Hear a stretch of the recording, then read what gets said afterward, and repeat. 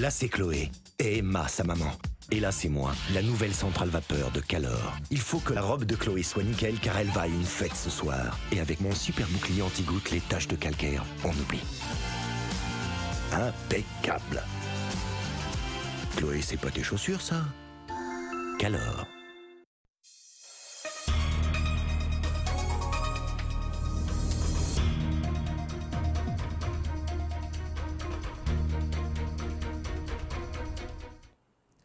À la une ce soir, nouveau drame de la route hier soir à Rivière-Pilote. 2 jeunes de 26 et 33 ans ont perdu la vie dans un choc frontal entre 2 voitures. Les riverains qui les connaissaient bien, ces jeunes qui sont de la commune, sont aujourd'hui sous le choc.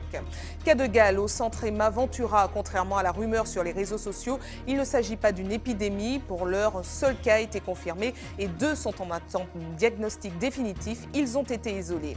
Premier jour pour déposer les candidatures pour les législatives. 42 candidats répartis en 4 circonscriptions ont déjà annoncé leur positionnement. Ils ont une semaine pour officialiser leur campagne. Enfin, la semaine du goût a commencé aujourd'hui dans les écoles. Pour l'occasion, 2 grands chefs martiniquais ont concocté le déjeuner des collégiens foyalais. De nombreuses animations sont programmées jusqu'à ce vendredi. Nous irons également dans les Yvelines à Achères où se tient un festival entièrement dédié à la musique ultramarine. Un grand rendez-vous qui se révèle être un véritable défi pour les organisateurs. Bonsoir à tous et heureuse de vous retrouver dans cette tranche info que vous pouvez suivre en direct sur Facebook. Nous commençons avec ce nouveau drame sur nos routes. 2 jeunes de 26 et 33 ans ont perdu la vie hier soir à Rivière-Pilote alors qu'ils circulaient sur la route de la distillerie de la Monie. Originaires de la commune, ils ont été percutés par un autre véhicule qui circulait dans le même sens qu'eux. Guy Raphaël René est retourné sur les lieux de l'accident aujourd'hui et les riverains sont encore sous le choc. Regardez. 2 morts et 1 blessé lourdement touché. Un bilan qui témoigne de la violence du choc frontal qui a impliqué les 2 véhicules. Une Peugeot 106 dont le conducteur de 33 ans et son passager de 26 ans n'ont pas survécu. Et l'autre, une Citroën C3 dont le conducteur trentenaire a été hospitalisé hier soir. Les riverains les plus proches du lieu du drame n'ont pas souhaité témoigner mais disent avoir été réveillés par le bruit causé par l'impact vers 22h30. D'autres déplorent la vitesse avec laquelle certains véhicules traversent le quartier. Il y a une semaine, il y aura le vitesse comme la route la belle, donc il y aura profité. Si on sorti depuis pas en bas, par la station, j'ai monté. La route là est vraiment sérieuse ici, donc il y a des sorti la Monie. Il y aura profité puis on fait le tour où il descend. Il y a obstacle, il y a croisé, tout ça, il y a il y a toute la roule vite. Donc peut-être en 2 dan, mettez des 2 dan, les croiser, tout ça, bien plus haut puis. Faire attention où il est moins vite ici. Ici, un peu plus bas, il y en a déjà eu pas mal d'accidents. Des gens qu'on connaît, des amis, que ce soit motard contre voiture ou bien 2 voitures. Et c'est des accidents qui sont aussi graves que celui que cette route-là a connu hier soir? Non, celle d'hier soir est un peu plus grave, effectivement. Des fois, c'est des blessés graves, mais là, il s'agit de 2 morts. Dans le bourg pilotin, certains sont encore sous le coup de l'émotion. Moi, je dis bon Dieu, pardon. Je dis bon Dieu, pardon. Je dis moi tous les diamants. Après, je regarde un hélicoptère qui est venu. Je suis monté. La RN8, une route qui, d'après les pilotins, aurait déjà connu d'autres accidents mortels. 3 ans auparavant, la victime de 26 ans a perdu son frère dans des circonstances similaires à quelques mètres d'ici. Depuis le début de l'année 2017, ce ne sont pas moins de 14 personnes qui ont perdu la vie sur la route. Un grave accident survenu alors même qu'une grande opération de sécurité routière était organisée hier à Fort-de-France. Plusieurs ateliers ont été proposés par les forces de l'ordre, comme des conseils sur la conduite ou encore un rappel du code de la route. Un accent particulier était mis sur les 2 roues qui sont les plus vulnérables sur nos routes. Voyez ce reportage d'Anaïs Gall. Une concentration digne des grands jours d'examen. Je vais en face. Ce cycliste est prioritaire. Pourtant, ces élèves-là ont déjà tous leur permis en poche. Cédric pratique la moto depuis 25 ans, alors cette session de code est un bon moyen de se rafraîchir la mémoire. Avec le refondement du code de la route, comme on vient de voir sur le questionnaire, on a un grand lac par rapport à ce qu'on a appris il y a 20 ans en arrière. Et on peut voir qu'on est en manque. On devrait avoir des remises à niveau. Après l'atelier code de la route, c'est présentation du matériel, comme ce radar mobile indétectable en plein jour. De jour, la personne ne sait pas qu'elle a été prise. Ah, c'est bien plus ça. Yuri et Marvin font partie d'un club de moto lamantinois. Ils savent bien que la discipline n'est pas sans risque. Beaucoup de jeunes roulent de manière dangereuse. Avec le rallye moto, on apprend de certaines choses qui nous mettent en sécurité, quoi. Personnellement, vous portez un casque tout le temps? Oui, tout le temps, toujours. Pendant qu'un groupe de motards sillonne la Martinique, à quelques kilomètres de là, d'autres écoutent les conseils de l'adjudant Galinier pour maîtriser sa trajectoire. Une bonne position sur la moto va déterminer une aisance du pilote avec sa machine, qui va faire corps avec sa machine, et qui va lui permettre en fait de pouvoir effectuer une bonne trajectoire de sécurité, notamment en pouvant regarder le plus correctement possible, lire sa trajectoire. Enfin, place à la pratique. Derrière chaque motard, un gendarme observe pour un suivi personnalisé.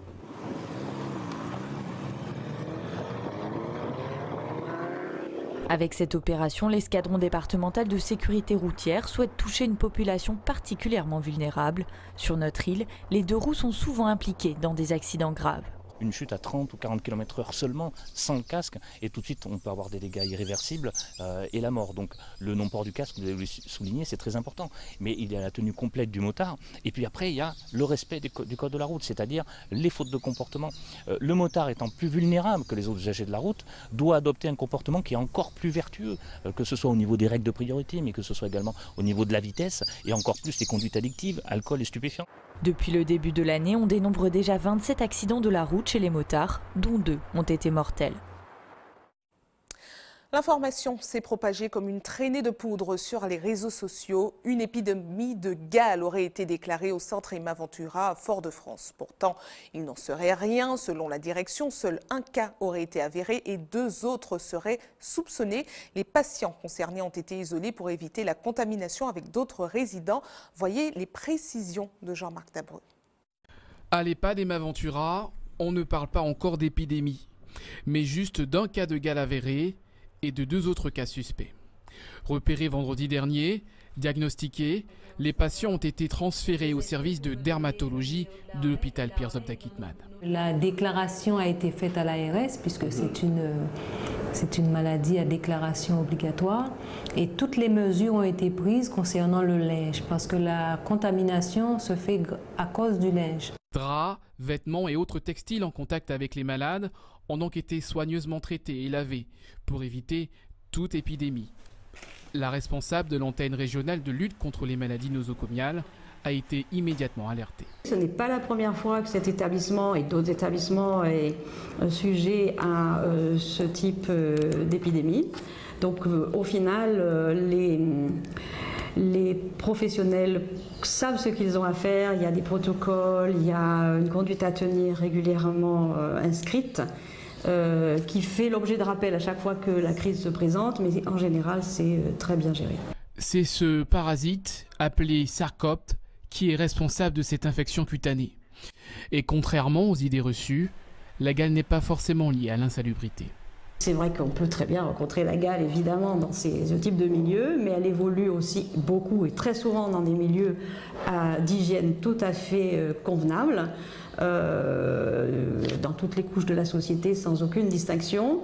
En revanche, ce qui est sûr et certain, c'est que la diffusion de cette maladie est favorisée par la promiscuité, donc tout ce qui est collectivité, tout ce qui est groupe de personnes évoluant dans un même environnement. Considérée comme bénigne, la gale reste très surveillée au sein des établissements hospitaliers. Depuis le début de l'année, 15 cas ont été diagnostiqués dans 3 établissements de santé en Martinique.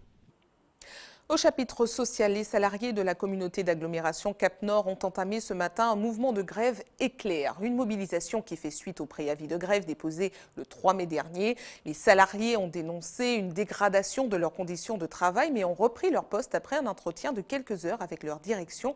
Voyez les précisions d'Alizé Lutran et de Michelet François. Absence de dialogue entre les employés et leur direction, des conditions de travail qui selon les employés se dégradent, des agents en souffrance, autant de points abordés ce matin entre les représentants des salariés et les membres de leur direction. La matinée aura été nécessaire pour parvenir à un accord. Ils nous ont laissé entendre que de toute façon il n'y a pas de difficulté pour pouvoir appliquer nos points de revendication. On a pu avoir une discussion avec les politiques. Maintenant on attend le président qui est le signataire des protocoles d'accord et le décisionnaire. Des négociations entreprises en urgence ce matin sans le président de Cap-Nord, Alfred Montieu, en déplacement hors du territoire. Dans leur préavis de grève en date du 2 mai dernier, les salariés de la communauté d'agglomération avaient annoncé le mouvement d'aujourd'hui. Par rapport au planning qui était déjà le planning du président, ça se trouve qu'il ne pouvait pas les recevoir avant son départ. Donc, il leur a dit effectivement, on leur a envoyé par courrier en retour en disant que bon, on va vous recevoir le 24 mai à son retour. Ils ont présenté une liste. Cette liste-là, c'était déjà acté par le président, simplement il faut les mettre en application. Mais comme vous savez, dans toute organisation, il y a ceux qui se proposent, mais il y a un temps pour mettre des choses en place. En termes de superficie, Cap-Nord est la première communauté d'agglomération de Martinique. 240 personnes y travaillent au service de l'aménagement et du développement de 18 communes. Mais le territoire du Nord est affaibli, notamment depuis la perte récente de la compétence transport. Cap-Nord cherche à tout prix aujourd'hui à redynamiser son secteur. Les compétences de l'eau ou encore le tourisme devraient redonner un second souffle. Mais il faut la préparation, parce que derrière, ce sont des humains qu'il y a derrière, des hommes et des femmes qui travaillent dans ces instances-là déjà. Donc remettre ces compétences en place, ça veut dire qu'on a fait une préparation, afin de que demain matin, qu'on puisse donner un service de tourisme compétent à la Martinique. En attendant le retour du président, la grève d'aujourd'hui a été suspendue. Les services de Cap-Nord rouvriront normalement dès demain matin. Les prochaines négociations sont fixées au 24 mai. Au chapitre politique, les dépôts de candidatures pour les prochaines législatives ont commencé aujourd'hui. 41 candidats se sont déjà positionnés dans les 4 circonscriptions de l'île, mais l'heure est à l'officialisation. Ils ont jusqu'à ce vendredi 18h pour déposer leur dossier en préfecture. Éducation maintenant avec la semaine du goût qui a commencé aujourd'hui dans nos écoles. Le collège Fernand Donatien de Dillon à Fort-de-France accueillait dans ses cuisines 2 grands chefs cuisiniers, Guy Ferdinand et Bruno Covanberg. Le duo a eu pour mission de concocter un menu spécial pour 3 établissements foyalais. Cerise sur le gâteau, le déjeuner du jour a entièrement été réalisé avec des produits locaux, comme l'a expliqué Guy Ferdinand à Guy Raphaël René. Donc on a fait un menu aujourd'hui qui est 100% en Martinique. En entrée, on va avoir un petit souscaille de morue avec du chou et de l'avocat. On a fait un plat traditionnel réunionnais mais avec nos produits. Donc il y a un rougail avec des feuilles de Christophine. Donc il faut découvrir aujourd'hui la feuille de Christophine.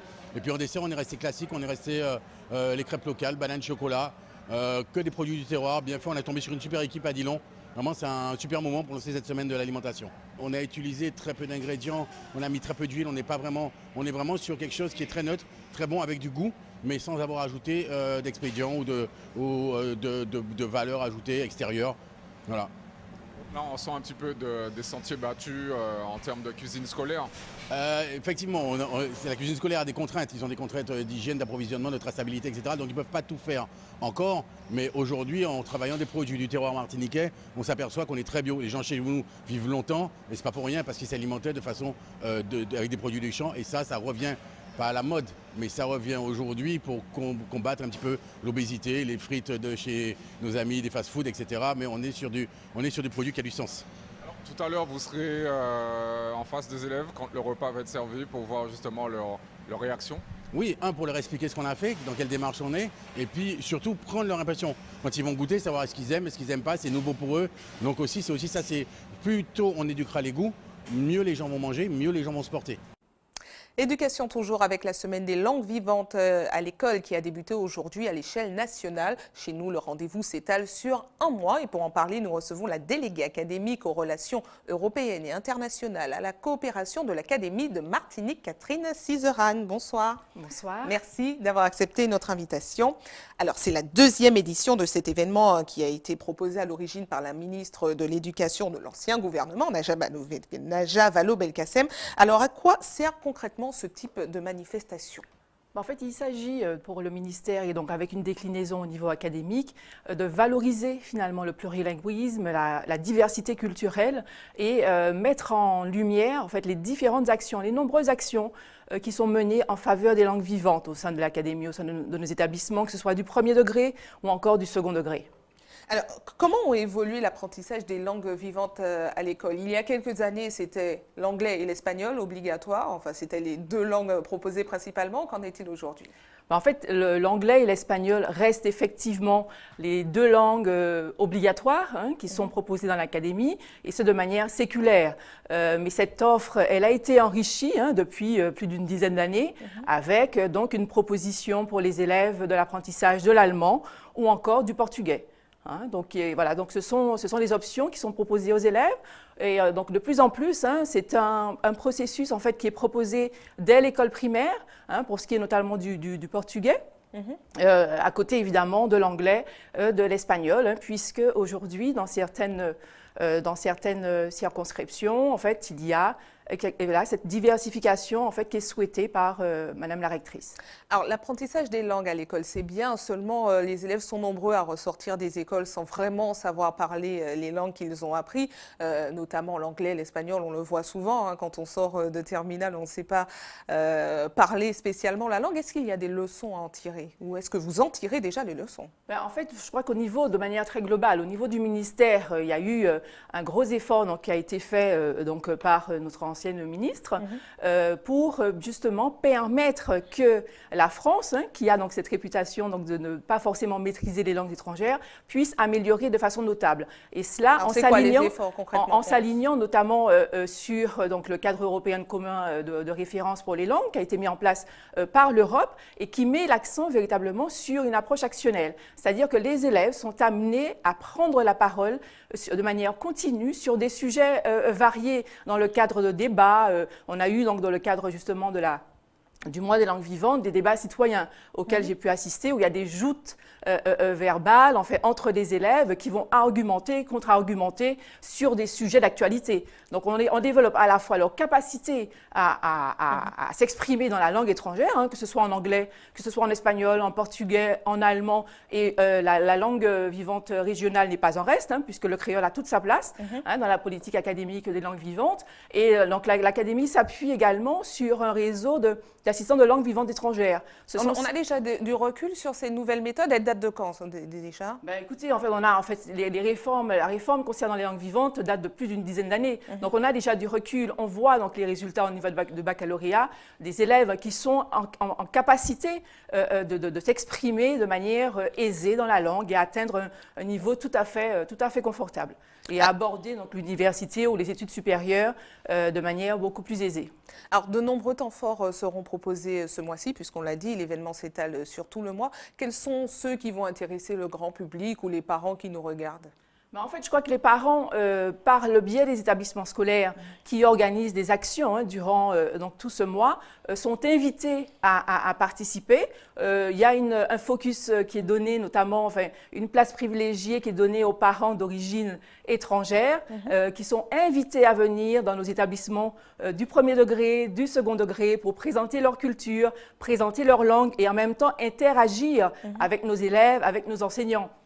C'est une manifestation qui se fait en partenariat avec Canopé, et donc les 30 et 31, il y aura un séminaire dédié aux langues vivantes, donc que ce soit la langue vivante régionale, que ce soit le portugais, que ce soit l'espagnol, que ce soit l'allemand, à travers donc des conférences qui se feront également avec nos partenariats, parce que nous avons des partenariats internationaux. Madame la rectrice a signé un certain nombre de conventions, donc que ce soit avec donc, les pays de l'OSCE, Sainte-Lucie, la Dominique, Saint-Vincent et les Grenadines, les États-Unis, donc la Louisiane précisément, le Canada. En préparation avec Cuba, d'ailleurs, nous aurons en visioconférence un échange avec la directrice de l'Alliance française de Santiago de Cuba, qui est d'ailleurs une Martiniquaise, pour préparer la convention que nous souhaitons mettre en place avec Cuba, et ensuite l'année prochaine également avec le Brésil.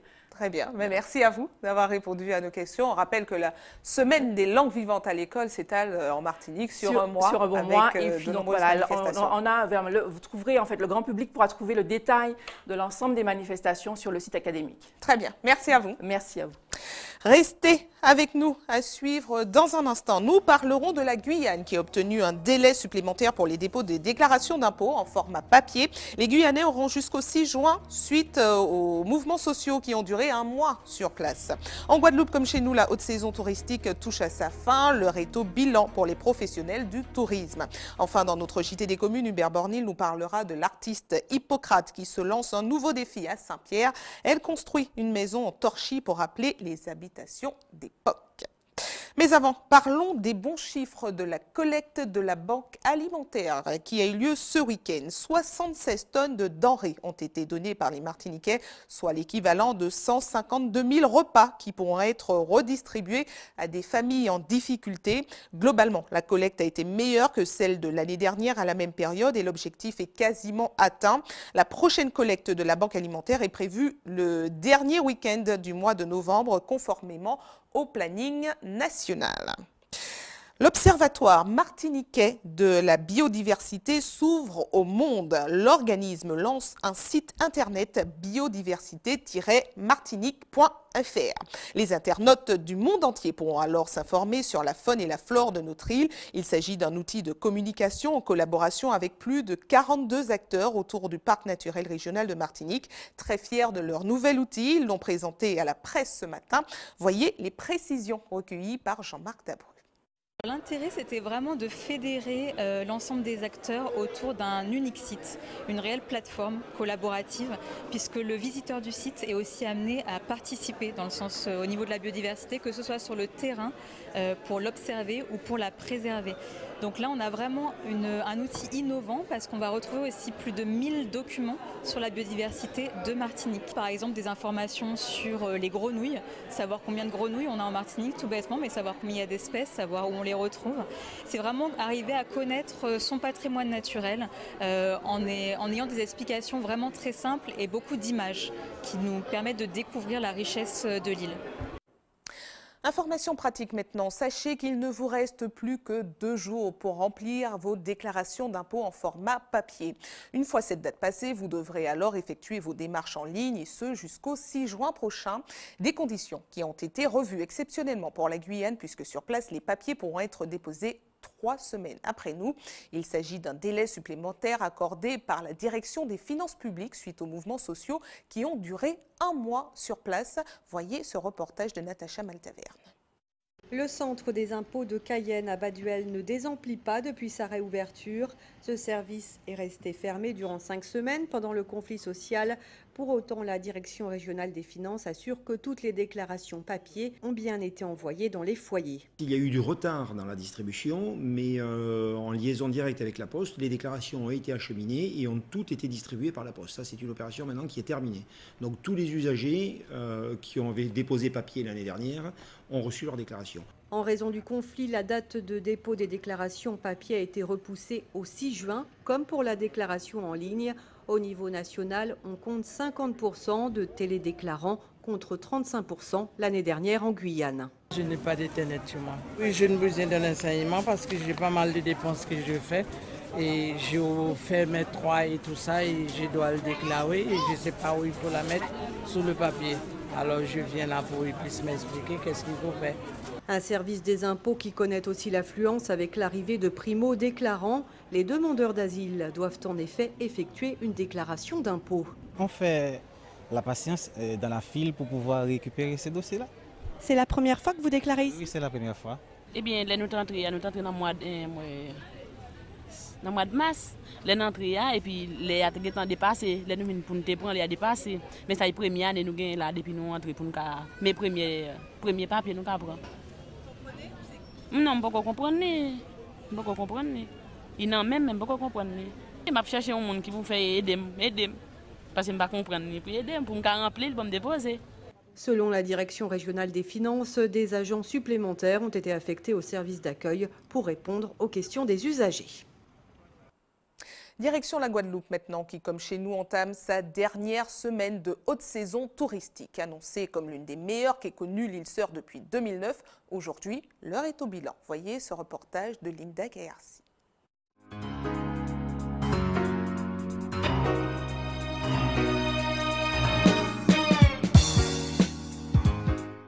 Personnellement, je pense que ça s'est bien passé. En fait, je suis basé un petit peu partout dans la société, mais j'étais surtout à Pierre et Vacances, où on a, mon collègue et moi, on a bien bossé. Moi, je pense que ça a été en notre faveur cette année. La saison, en général, commence mi-décembre. Et c'est surtout en janvier, février, mars qu'il y a un petit peu plus de monde. Et ça prend fin avril. Mai-juin, c'est vraiment la basse période où c'est vraiment calme. Et en général, ça reprendra mi-juillet, où il y aura les locaux, les congés bonifiés, tout ça, les gens seront ici.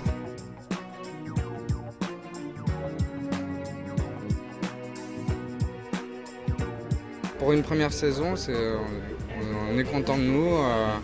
On a bien travaillé depuis le mois de décembre. Il y a eu un pic à partir de Noël, ça a commencé début décembre avec un pic pour Noël jusqu'à fin février. On travaille sur la plage, on sert toute la journée, donc il n'y a pas d'heure pour manger, les gens ils viennent manger, boire.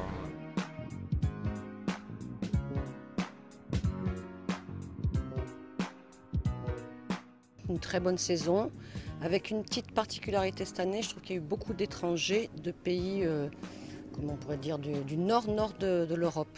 On a eu des Suédois, des Norvégiens, des Slovènes, des Lituaniens, enfin tous des nouveaux pays qu'on n'avait pas eu jusqu'à présent. Puis comme d'habitude en février, janvier aussi, un petit peu plus à Noël, enfin à la période de décembre cette année. Mais sinon c'est linéaire, c'est toujours pareil, ça commence pas après Noël. Et ça dure jusqu'à fin mars. Avril, c'est très bien, mais ça chute un peu, comme d'habitude. Mais bon, il y a le tourisme d'affaires qui reprend le dessus. Donc là, par exemple, on n'est pas complet, mais on a 2 chambres de libre, c'est tout.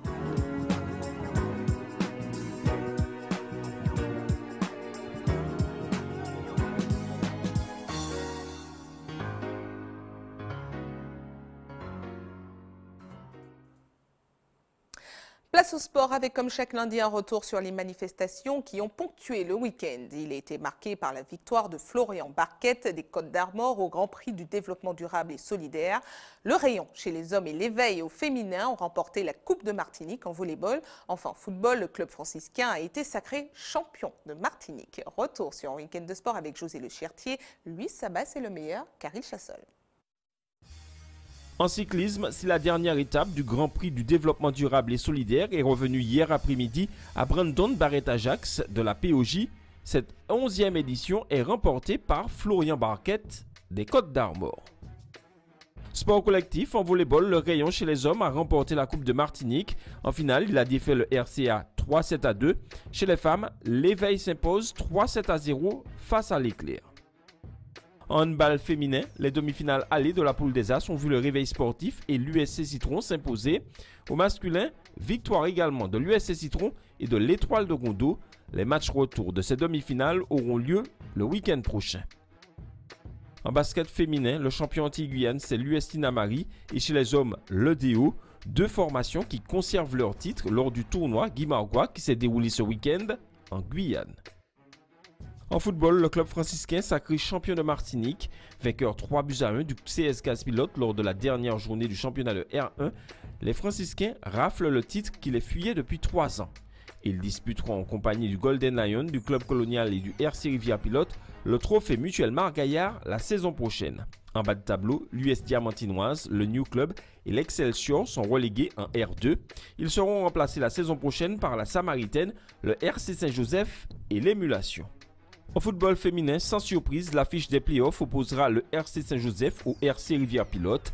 Les Joséphines ont battu l'Émulation 3-0 et les Violines ont atomisé l'US Lorinoise 8-0 lors des demi-finales retour des playoffs. Autre temps fort du week-end, le Grand Prix de pétanque de la Caraïbe de la CTM. Cette 26e édition est revenue à la boule d'Ilounaise, une doublette qui a battu en finale le club bouliste de Port-Louis en Guadeloupe. Enfin, les Jeux des îles, qui ont débuté en milieu de semaine dernière, se sont clôturés samedi soir par la victoire de la Martinique. Les Açores et la Corse complètent le podium. Direction l'Hexagone maintenant, dans les Yvelines. Plus précisément, la ville d'Achères accueille pendant 10 jours un festival entièrement dédié à la musique ultramarine. Ultrazik propose en tête d'affiche les artistes Dédé Saint-Prix, Marie-Josée Ali ou encore Stony. Il s'agit d'un véritable défi pour les organisateurs. Voyez ce reportage de notre correspondante sur place, Solène Boissé. Une soirée d'inauguration aux aires d'opération médiatique. Sur les 60 invités, ce sont des élus, la presse ultramarine et des artistes. Car pour sa première édition, Ultrazik a du mal à décoller. Il faut dire que c'est le premier festival ultramarin de cette ampleur dans la région.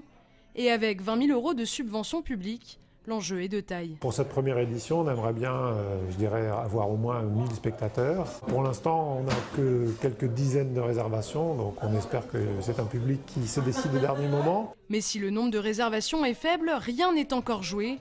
Les organisateurs s'appuient sur la renommée de leur parrain de cette année, Dédé Saint-Prix. Le rôle de parrain est arrivé, je pense que c'est par rapport plus à ma notoriété sûrement.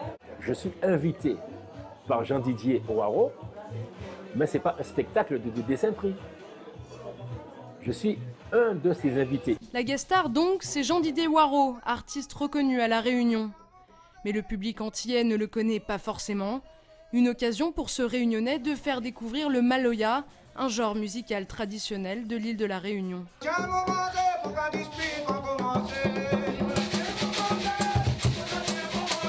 C'est un défi, mais aussi c'est une chance aussi de pouvoir partager ça, notre culture à nous.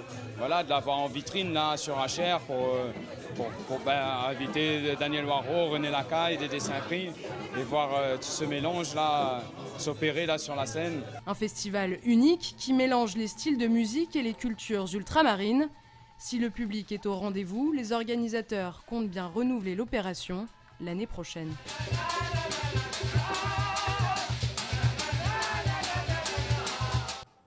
Jetons un coup d'œil maintenant sur le documentaire réalisé sur les coulisses de la victoire d'Emmanuel Macron qui vous sera proposé ce soir sur notre antenne. Le grand reportage permet de suivre les 200 jours de campagne du président de la République, une aventure politique qui avait commencé en novembre 2016 quand le candidat du mouvement En Marche s'est lancé dans la bataille. Voyez un extrait de ce qui vous attend à 20 h ce soir. Il y a quelques années, il n'y avait pas de burkini sur les plages. Je sais que vous êtes pour, M. Macron, mais il n'y en avait pas. S'il vous plaît. Et chaque année... Madame Le Pen, vous serez gentille. C'est ce que vous avez déclaré, non? Je ne vous fais pas parler, je n'ai pas besoin d'un ventriloque. Si vous n'avez pas compris que comme vous, je ne veux pas pactiser avec M. Poutine, si vous n'avez pas compris que contrairement à vous, je veux une politique française forte mais responsable, c'est notre grand désaccord. C'est de pire en pire. Mais oui, mais c'est notre désaccord. Donc quand on n'est pas d'accord avec vous, on peut être clair. Il y a beaucoup de Français qui ne sont pas d'accord avec vous. Pardonnez-moi, je voulais vous poser à tous, avec Anne-Claire, nous voudrions vous poser... Pas peur d'elle, et je pense que c'est ça aussi. Tous et toutes, un point d'accord avec l'extrême. Bon, je suis content que ce soit fini. Hein. Alors, verdict, dites-moi. Ce qu'elle est, ce qu'elle n'est pas, faut tout me dire. Hein. D'abord, je me souviens, donnez-moi des petits chocolats ou des machins. Non, je veux pas que tu manges du saloperie. Oh, bah merde. Non, tu vas dîner correctement. Bon, alors d'accord. Donc, je vais prendre, donnez-moi de l'eau. Alors, tu vas dîner correctement. Bilan. Qu'est-ce qui ressort du débat? Et c'est le moment de nous rapprocher un peu plus de vous. Nous passons à notre JT des communes.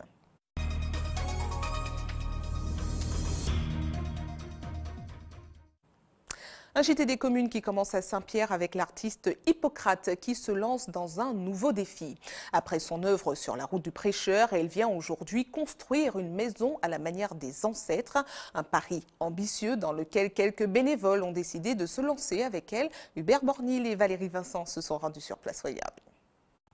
L'artiste, la poète, la philosophe Hippocrate n'a pas fini de faire parler d'elle. Après avoir réalisé cette place du tombeau des Caraïbes, aujourd'hui elle se lance dans une autre aventure, le torchis. Elle a justement pu obtenir quelques soutiens.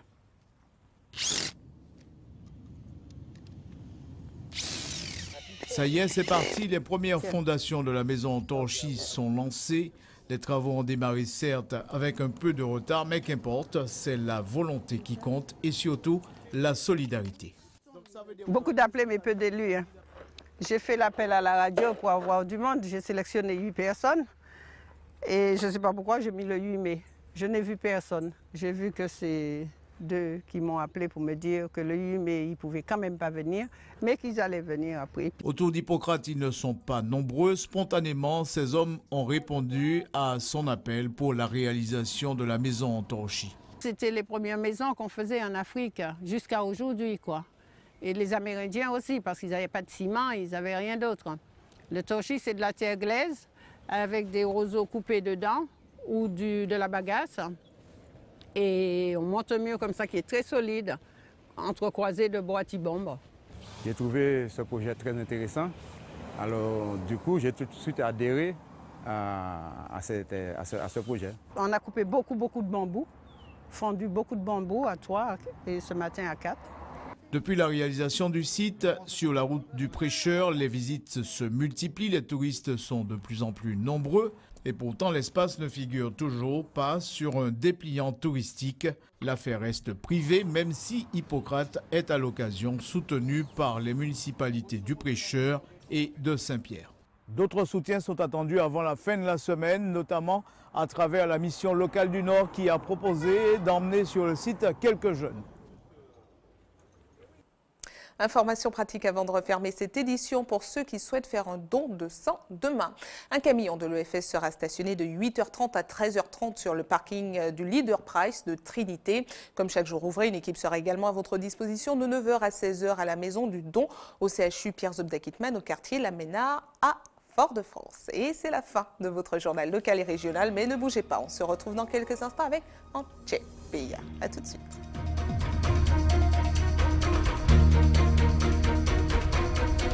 Là, c'est Chloé et Emma, sa maman. Et là, c'est moi, la nouvelle centrale vapeur de Calor. Il faut que la robe de Chloé soit nickel car elle va à une fête ce soir. Et avec mon super bouclier anti-goutte, les taches de calcaire, on oublie. Impeccable. Chloé, c'est pas tes chaussures, ça? Calor.